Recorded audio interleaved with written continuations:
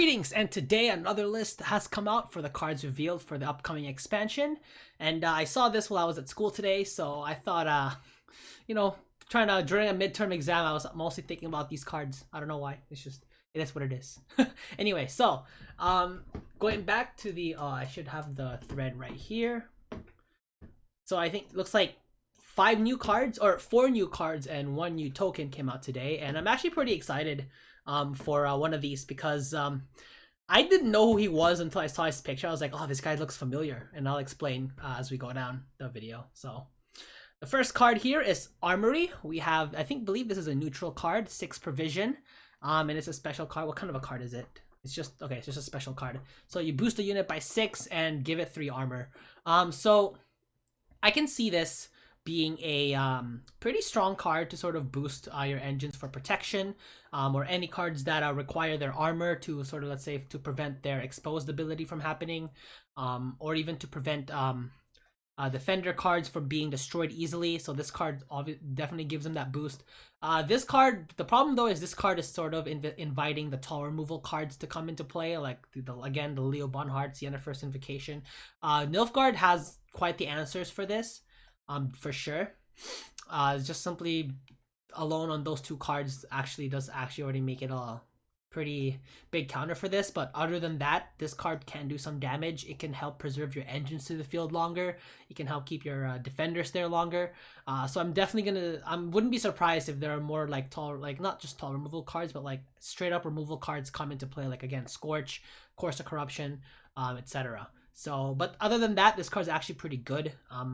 It's a 6 for 6 already to start off with, plus the 3 armor. Again, it would benefit even more of those with the barricade keyword, or just help defenders to stay in the field longer. So it's great, and I like the art. I'm liking all the art design. So you're gonna see me sort of say that about certain cards, but in all honesty, I love it for every card.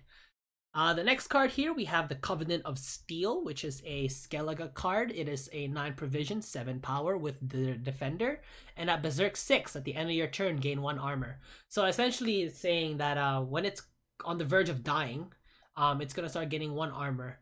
But the thing is, it is a defender card. It is actually a pretty powerful defender card. So at 7 power, you are outside of the range of cards like Geralt of Rivia, Leo, stuff like that, and you're also sort of outside of the range of the special cards as well that do 6 damage. So like the Assault card from the new expansion with Syndicate, Alzur's Thunder, Tourney Joust, Assassinate. So you are outside of the range of those as well. So this card almost certain is gonna stay on the field for more than a turn.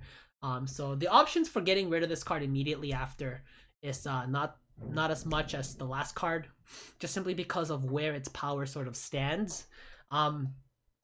But having it at Berserk 6, you're almost not gonna see this thing's Berserk ability sort of activate, because let's say you get it damaged to 6, so let's say you use an Assassinate on it, it's at 1 power, so that means it's going to start getting armor per turn.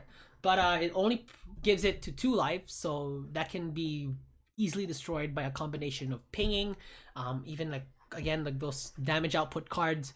But then again, it also comes down to like, are you willing to spend those? So it's sort of back to that theme of, are you willing to spend your resources? Like for example, like would you want to deal 4 damage to a unit with only 2 overall life? Like, is it worth it? Probably not. But again, the longer a defender stays, the more your engines are protected. So you gotta be careful of that as well. I don't think defender is immune to AoE attacks, so the cards can also be damaged by AoE attacks, but the AoE attacks are also pretty low in damage anyway. Plus a lot of the core cards are probably gonna have armor anyway, so they'll be well protected even without the defender, or even with the defender there. So I'm actually liking. I was wondering where the defenders are, and good thing we're seeing quite a few more of them now. It's great. I love it, and again loving the artwork. Oh, it's also a pirate, so it could also, the pirate archetype could benefit from the ships, so also got to look out for that as well. This was one of the 2 cards that I was excited to see. This is Savola's Frightener. It is a very powerful card. It is the version of the Frightener. Now, a bit of a fun story. I started playing The Witcher, I think a couple months back. And the first part of the story was you see Savola summoning a Frightener, and I believe this is Savola. Jeez, I'm bad with the names. I saw Savola summon a Frightener to sort of help him with the raid against Kaer Morhen, and this is that Frightener. Looks different from the art from the Witcher 1, I think, but more or less looks cool. Having 12 power and 6 armor is pretty powerful. So whatever Savola's ability, well, I know what Savola's ability is. I can see why it's going to be a 12 power 6. It is doomed, so if it dies, so this thing cannot be a target. Oh no, this is a syndicate. This will only come out of syndicate. So I was going to say if it was a monster, then it could probably be an Osriel target, but like it's not going to be an Osriel target.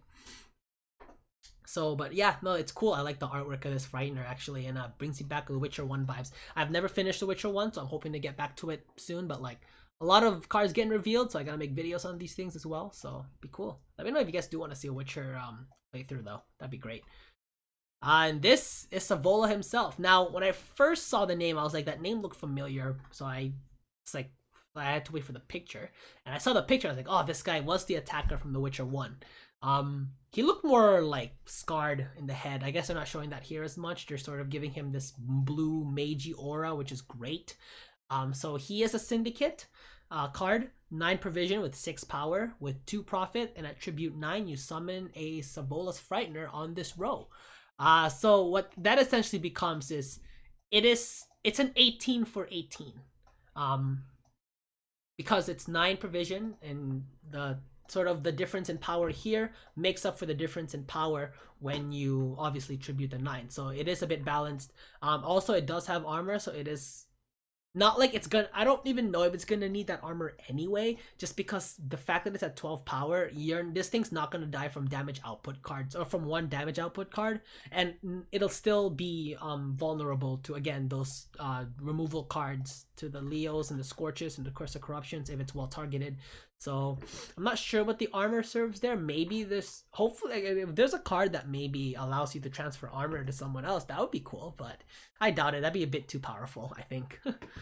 But it is a Salamandra, so this card will benefit from, I think, those cards that will have those Salamandra keywords in their ability, where it's like, I think if you control this amount of Salamandras, then you get the ability. I can't remember it now. But yeah, no, it's good to see Savola here. So it's not just from The Witcher 3 they're taking. And I'm pretty sure there's other cards that are already not from The Witcher 3. I just haven't played the other Witchers. Like a lot, like probably like some of the people that are into Gwent, I started in the Witcher world from The Witcher 3. So, and I kind of want to get into The Witchers 1 and 2 just to see what's up. Oh, and we have one more card here. Forgot. I was so excited with him. I forgot there was another card. We have the Amir of Troy. This is a Northern Realms card, a 9 provision, 6 power and 2 armor for 8 overall life. It has defender and it has shield. This card is very powerful. It's actually quite powerful. Simply because the defender, Northern Realms, has pretty strong engines already. With the Lyrian Arbalist for orders and charges, to the Trident Infantries for the boosts. The fact that they have a defender like this guy who is actually pretty strong, or even a Dandelion for, again, boosting the support of charges, and Visigoda's always been one of those cards, like he's always removed right after he gets played, unless he is comboed with, like, let's say for example an Avalok. But other than that, he's easily removed. So adding a card like Amir of Troy actually helps with protecting those really fragile, very, very fragile, but could be very powerful progressive engines. And the fact that he has a shield too already prevents him from being damaged once. So that sort of discourages your opponent to want to invest in this guy. But the thing is, at the same time, if they want to get to your other engines, they need to get rid of him just because of his defender keyword. Now, of course, he is not immune to lock, so he can... Sorry, my voice pitched high there. He can be locked, so that's probably one way to disrupt them. But again, there's not that many lock cards available, so it's one of those, those resource management stuff. But definitely it'll be almost futile to just use all your damage output cards in this guy. So he is probably going to be either a target for lock. I don't know if Purify... No, I don't know if Purify removes... No, Purify only removes the status. So Purify could remove the shield, and then you can probably start damaging him from there.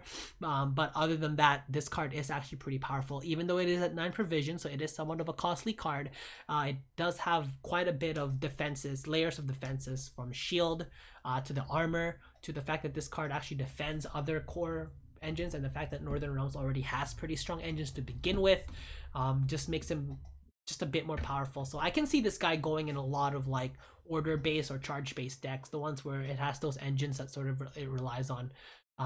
So yeah, no, it should be fun to see this guy in action. And that'll be the list for today's video. Leave a like if you guys enjoyed it, and subscribe for more Gwent videos. Other than that, Enzo signing out. Catch you guys in the next one.